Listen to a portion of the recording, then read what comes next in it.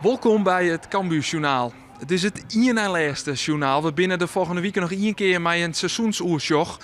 Maar het is wel het journaal met de laatste wedstrijd van het jaar. NAC Breda is de tegenstander in de 38e speelronde. Er staat nog wel wat op het spul voor Cambuur, want Henk de Jong wil de 4e periode winnen. Cambuur staat daarin bovenaan, 2 punten voor op nummer 2 Go Ahead Eagles. En net zisterende dat het kampioenschap op binnen is, die 4e periode. Ook die moet er nog komen. Haast deze week weer voeter je matten? Nee, net weer. Nee, maar dat is niet een keer best. Hè. En toen wist ik hoe het zit. En ik merk nooit heel wat oors. Het is plezier. En net meer, zo we toen ik 3 weken eigenlijk kwam de feest aan, ieder weekend. Ja, dan moest ik eerst 2 dagen optrainen. En de jongens die we gaan alle punten pakken. Alleen ik lieg zijn Graafschap. Maar die goede prestatie. En vorige week hadden we gewoon. Nou proberen we mooi wet te winnen, want dan hebben we een periodetitel. Voor een aantal spelers zal het de laatste wedstrijd wezen voor Cambuur. Ze hebben een oor in het contract, zoals Bigelic Giacinho Antonia, David Sambisa, Giovanni Korte en Ragnar Orad Mangoen. Ik ben een spelers die het waarom watten naar de club waarvan ze hier worden, zoals Joris Kramer. Het zal haar een laatste wedstrijd naar alle gedachten wezen. Zal Henk de Jong nog wat speciaals voor haar van? Ja, maar dat hakken steeds verdienen. Dus ik je morgen gewoon weer wisselen op gevoel. Ik vind dat sommige jongens dat nog in matten. Ja, en nee, ik ga iedereen erin bracht. Daar wisten we alles van, tot Pieter en Ta. Dus daar hou ik net speciaal rekening mee. Dat hak al dien. Een van die spelers is dus Ragnar Orad Mangoen. Hij gaat ervan uit dat de wedstrijd NAC zijn laatste wordt. Of is het toch nog een lietse kans dat hij bij Cambuur blijft? In hoeverre weet ik niet precies of het echt mijn laatste wedstrijd is. Maar hoe het er nu naar uitziet wel. Dus daar ga ik gewoon van genieten en dan gaan we daarna weer verder kijken. Je weet niet in hoeverre er een opening is. Oh. Nee, natuurlijk zijn er wel toen de optie niet is verlengd, is er natuurlijk uitgesproken dat het altijd nog mogelijk is. Maar ik heb voor de rest nu nog niks gehoord, dus dan verwacht ik dat morgen mijn laatste wedstrijd zal zijn. Is dat bijzonder dat het je laatste zal zijn? Ja, tuurlijk. Ik heb hier natuurlijk 2 jaar met heel veel plezier gevoetbald. Ik denk dat we echt 2 hele mooie seizoenen hebben gehad. Natuurlijk wel corona dan, wat vorig jaar een beetje de boel verziekte. Maar ik denk al met al dat ik echt 2 topseizoenen heb gehad. En ik heb het echt goed naar mijn zin gehad. Ragnar Orad Mangoen, hij krijgt geen basisplak van trainer Henk de Jong in zijn laatste wedstrijd. Cambuur speelt het weer met de verste Alvenam. Sonny Stevens dus gewoon weer waarom in de goal. McIntosh waarom in de verdediging. En Hoedemakers, hij stiert weer op het middenveld. Antonia is waarom van een blessure. Het is heerlijk waar in Ljouwert. Het had wel wat van simmer-joenvoetbal. En daar had het ook wel wat van. Wat Cambuur in die beginfase Sjenlit. De Ljouwerters zetten net heel goed uiteindelijk aan de wedstrijd. En de eerste goede mogelijkheid is voor de gasten. NAC Breda, dit is Kai de Roy. Maar de redding is van Sonny Stevens. Het schot in de 4 hoeken. Compact weer toch de keeper van Cambuur.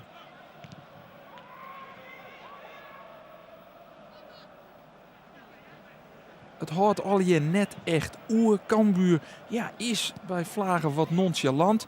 En NAC Breda, dat had nog wel wat om voor te spelen. Als die winnen, kunnen ze nog omheen op de ranglist. Kunnen ze misschien nog wel een promotieticket krijgen. Nou, dan helpt dit zeker mij. Het is Sidney van Hooijdonk die het de openingstreffer maakt in de 36e minuut. Voorzet van de rechterkant is goed. En Van Hooijdonk is een echte spits. En is er heel vlug bij om de 1-0 binnen te tikken.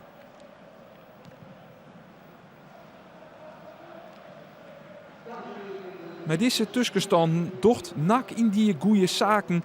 En zo het Samaris treden of 4e eindig je kennen, dan haal je weer thuisvoordeel in de play-offs. Dus is de ploeg uit Breda je wie is mij. Cambuur dan nog voor het skoft. Antonia op Brei. Het punteke. Maar de redding is van Nick Olij. De eerste serieuze kans voor Cambuur van de wedstrijd. Dus van de voet van Michael Brei. In de tweede helft dan precies het Cambuur het wol. Henk de Jong wikselt ek. Maar de eerste kans is toch echt van NAC Breda. Het voortwerkje is hier van Schouten. En wat leidt er dan in hier zo'n rondte in de verdediging van Cambuur. Dit is Fiorini. Die speelt hem heel goed naar de linkerkant. Op rechts staat Kai de Roy al te wachten.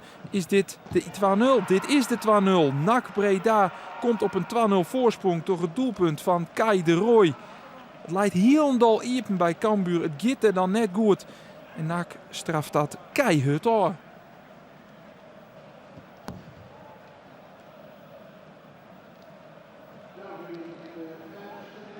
Goeie toezetten van Fiorini op het middenveld. Dit is Tom Haaien die de Roy uiteindelijk voor het stekt. En die bleef cool. 1-9 mei Sonny Stevens. Cambuur wisselt dan een aantal keer. Nog vaker. En let op wat een heerlijk paasje van Robin Moulin. Muren leidt hem op zijde. En Mitchell Paulussen. Hij tikt de 1-2 binnen. De aansluitingstreffer van de voet van Mitchell Paulussen. En hij jet bij de invallers. En hij brengt de spanning dus waarom. Maar let nog even op wat een prachtig boetenkansje rechts hier van Moulin. Geen boetenspul van Muren. En Paulussen bleut je keurig efter de bal. Een prachtig doelpunt van Cambuur. En het liep het wel als dit er in dat laatste jaloeren een heel oor Cambuur op het veld. Er wordt bij Vlagen heel aardig voetballen en er worden nog meer kansen gecreëerd. Zoals hier Nick Dodeman met de voorzet op Muren. Dit dan? Nee, dit hier de liekmakker wezen kennen. Maar de topspits van Cambuur, hij kinder krijgt net bij. Timed net goed. En het bloedt dus bij 2-1. Maar je vierde dat er nog meer doelpunten onder zitten te komen. De bal komt hier bij Mitchell Paulussen. Die helpt in hier uit. En daar stiert de spits. Robert Muren. Een echte spitse goal. Hij stiert op het juiste plak om de liekmakker binnen te tikken. Het is zijn 30ste doelpunt van het seizoen. En hij bezwaart het Cambuur. Dus in elk geval een punt zoals het nou liekt. Maar Cambuur wil meer. Dit is Moulin. Leidt de bal op de holle van Robert Muren. En daar is nummer 38. Het is de 3-2 van Cambuur. Dat de wedstrijd in de laatste jaloeren volslijn omboegt. Wat een prachtige comeback van Cambuur. En wat weer een mooi doelpunt van Robert Muren. Het zegt er na een oerenspielien absoluut net naar uit. Dat Cambuur deze wedstrijd winnen zou. Maar mijn tank onder oren een geweldige Moulin. Een heel goede Robert Muren. En een goede invalbeurt van Mitchell Paulussen. Wit Cambuur het dus toch nog op te redden. Het is de 3-2 en Cambuur zal deze wedstrijd winnen. Er komt nog een rode kaart. Robin Schouten, verdediger van NAC, heel geel. Kijk hier zien tweede gele kaart voor een heel domme oetreding. Heel dol dat je weet dat je nog play-offs spelen moet. Dat je daarvoor dus kost binnen. Hij zal de eerste wedstrijd in dat geval missen moeten. Want hij is hier te let voor David Sambisa. Voor Cambuur maakt het niet uit. Want dat zal deze wedstrijd winnend afsluiten. En dat wint daarmee ook de 4e periodetitel. Dat net al in Robert Muren wordt ook topscorer van de eerste divisie. Hij maakt het 38 doelpunten in 37 duels. Hij miste er 1. En dus het tredde bronzen schild van Cambuur. Een mooi einde van het seizoen van Cambuur. En dus ik van grondspelers die het voortgaan. Ik heb 2 geweldige seizoenen gehad. Goede ploeg, leuke ploeg, hechte groep. Ik denk als ik hier wegga dat ik deze groep zeker wel ga missen. Want ik denk dat we echt wel dat dit voor mij gezien de groep wel de leukste groep was waarmee ik ooit heb gewerkt. En ook gewoon op voetballend gebied en daarnaast was het echt een lust voor mij. En zij hebben me ook echt heel erg geholpen om plezier terug te vinden. Dat heb ik nu. Dus ik kijk terug op 2 fantastische seizoenen. Is er nog een kans? Is er nog een klein kansje dat je toch volgend seizoen met Cambuur de Eredivisie in gaat?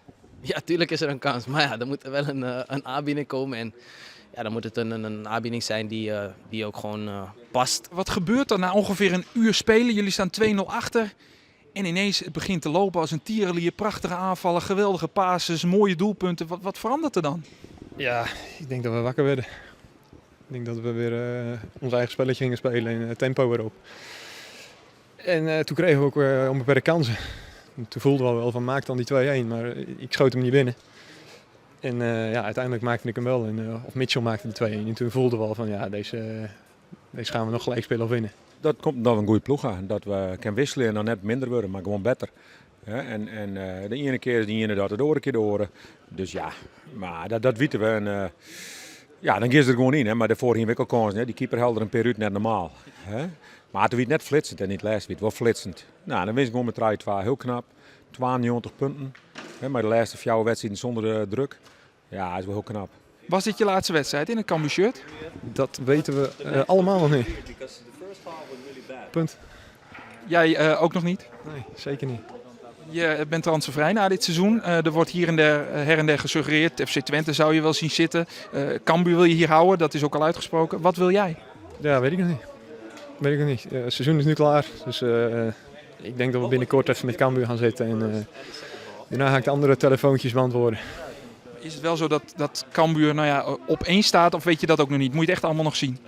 Ik ga gewoon met Cambuur zitten en dan zien we wel. En daarna ga ik mijn gevoel weer laten spreken wat ik wil. En uiteindelijk komt daar iets uit. Ik kan me net eens voorstellen dat de komende weken hem 10 keer op een dag bellen. Dan mag toch zwaar dat die muren behouden blijft voor Cambuur. Nee, maar als ik dat doe, dan zei hij trainen, ik ga ergens anders heen. Hij weet precies wat ik wil. Hij weet dat ik hem graag houden wil. Ik weet ook dat die jongen geweldige aanbiedingen krijgt. Dus wat hij zei, ja, ik ga ergens in. En dan kan ik zoveel beter voor. Dan is het mijn even een goede vriend. Nadat hij zei, trainen, ik had je geweldig naar de zin. Ik doe het voor dit salaris. En ik weet dat jou vertrouwen niet meer heeft en de ploeg en de club. En ik bloei lekker, dan is het meer ik goed. Hè?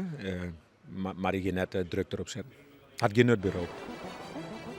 92 punten helpt Cambuur in 38 wedstrijden. Een onwaarschijnlijk hege score voor de Leeuwarden. Maar jongens, daarachter een onwaarschijnlijke ontknoping in de laatste speelronde van de eerste divisie. Want Go Ahead Eagles wint de Graafschap speelt League. We troch de Eagles tweede worden en Mai Cambuur promoveer naar de eredivisie. Voor de Graafschap, Almere City, NAC Breda, FC Volendam, NEC en Roda wacht je de play-offs. Dit wie hem dan de laatste wedstrijd van het seizoen van Cambuur. De blik gaat op het volgende seizoen. Bij u is nog net. Nee, van het Cambuurjournaal blikken nog 1 keer waarom op het Allronde hier. Dat doen we na je weekend sneu in het allerlaatste Cambuurjournaal. Graag ontaan.